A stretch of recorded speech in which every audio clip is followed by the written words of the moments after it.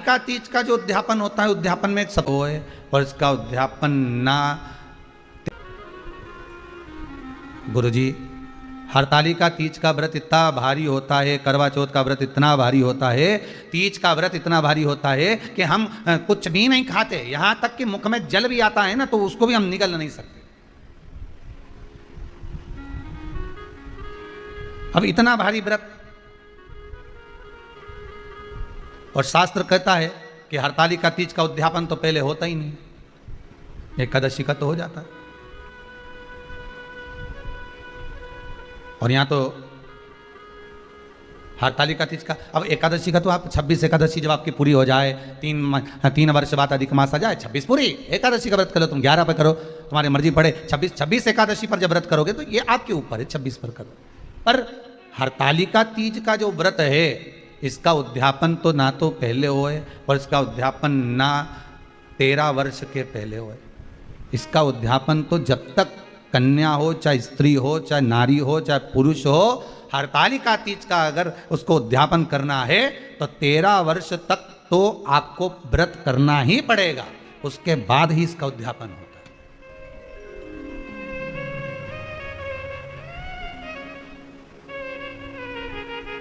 नहीं तो कहीं कहीं की माताएं तो बड़ी होशियार सोच के बैठी थी कि अब की साल उद्यापन कर। 13 वर्ष अगर आपके हो गए व्रत करते करते हरतालिका तीज का, हरतालिका तीज जानते हो ना?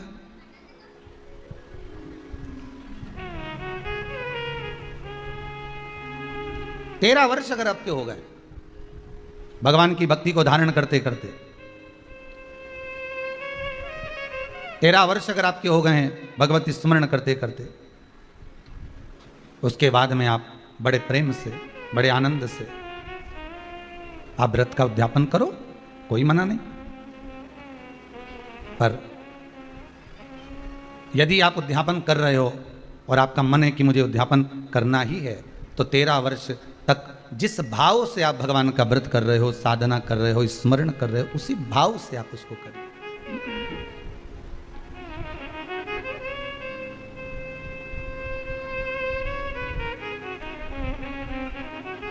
गणेश चतुर्थी के एक दिन पहले आ जाती है, सहज भाषा में समझ लो तीज को, हस्त नक्षत्र तृतीया।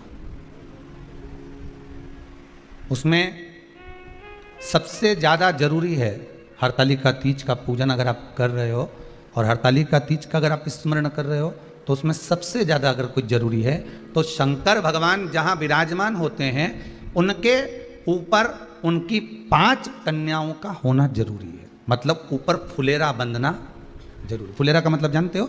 एक जैसे शंकर भगवान नीचे विराजमान है और ऊपर जो जलाधारी बनती है ना, तो जलाधारी की जगह पर शंकर भगवान की हरतालिका तीज के दिन जब नारियां पूजन करती हैं, माताएं पूजन करती हैं, कन्याएं पूजन करती हैं, तो उस पर जलाधारी की जगह फुलेरा बनता है, मतलब फूल की मालाएं उसमें लटका दी जाती है। अब कितनी माला लटकाना चाहिए? प्रयास करना चाहिए कम से कम 5 माला उसमें होना जरूरी है, और 5 से ज्यादा भी लटकाओगे चलेगा, पर 5 से कम नहीं होना चाहिए फुलेरा। 5 कौन कौन है ये? जया, विषहरा, सामरीवारी, दौतली, देव। शंकर भगवान की 5 बेटी।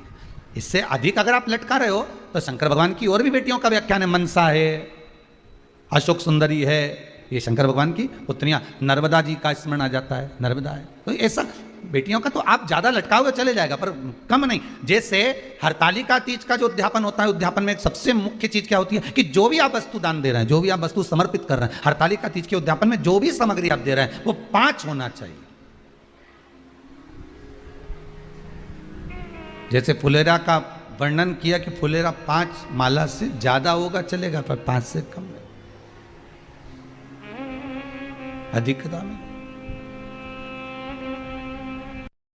हरतालिका तीज के व्रत का फल है।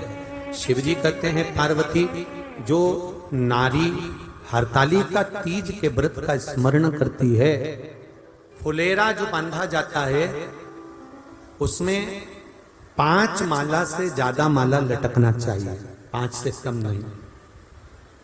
कितनी? जैसे माला जो लटकाते हो वो 5 से ज्यादा होना चाहिए। 5 तो जया, विषहरा, सामरीवारी, दौतली, देव। इससे अधिक होगी चलेगा, पर इससे कम फुलेरे के अंदर माला नहीं होना चाहिए महाराज। दूसरा, फुलेरा जहां हरताली का व्रत हो वहीं पर बांधा जाता है। हरताली का तीज का व्रत एक ऐसा व्रत होता है जो मरते दम तक रहता है।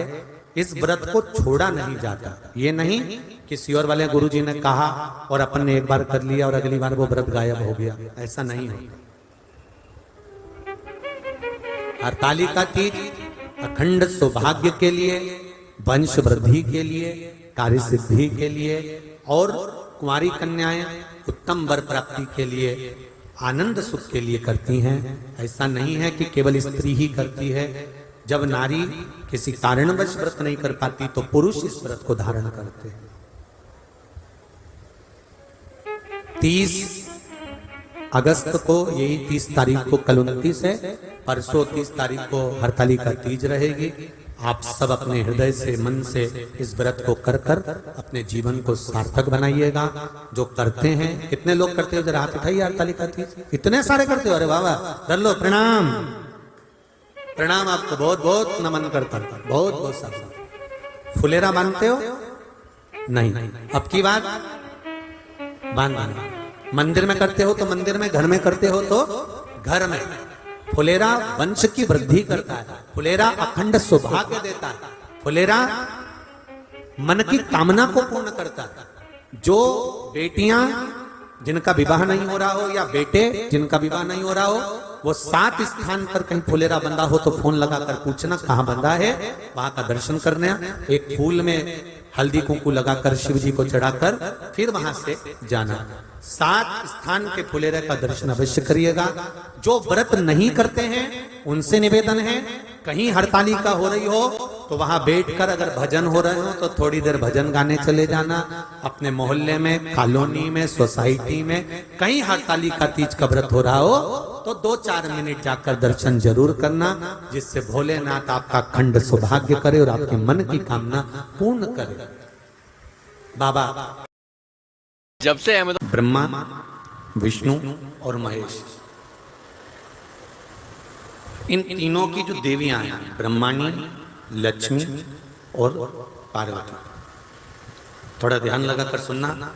हरताली का तीज शिव महापुराण की कथा ही नहीं है। आप जो तीज करते हो, हरियाली करो चाहे सातुड़ी करो, उस तीज की महत्वता क्या है, इस हिंगोली की शिव महापुराण की कथा में अपने को समझना है कि उसकी मूल तत्वता, उसकी महत्वता है क्या, उसका महत्व क्या है।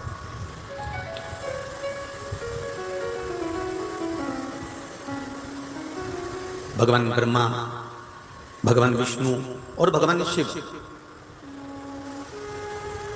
इन तीनों की जो अर्धांगिनियां, ब्रह्माणी, लक्ष्मी और पार्वती,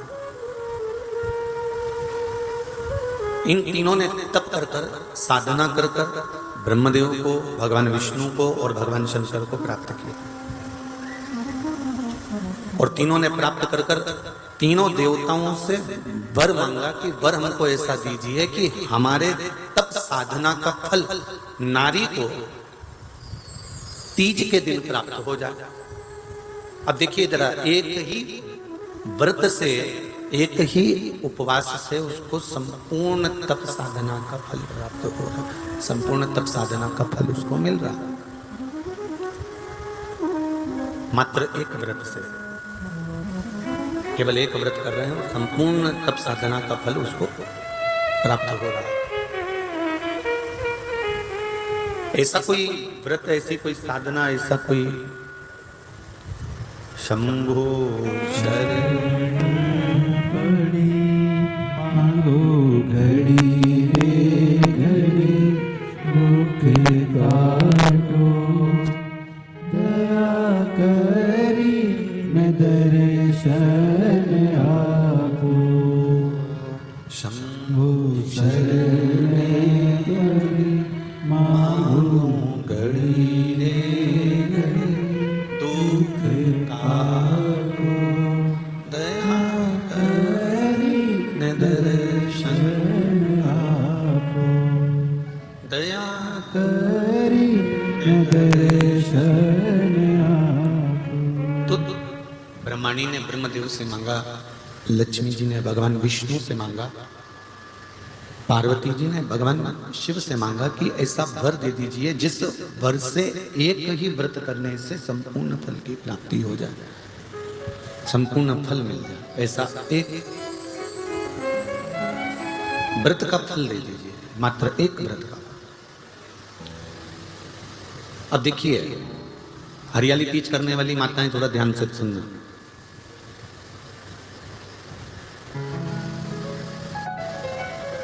हरियाली तीज जब माताएं करती हैं तो एक हरियाली तीज, एक गणगौर की तीज,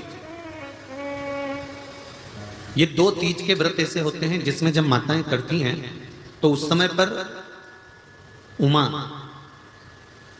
ब्रह्मणी और लक्ष्मी, इन तीनों की आराधना का फल उसको केवल एक व्रत से प्राप्त हो जाता है। अब देखिए दूसरा सातुड़ी तीज।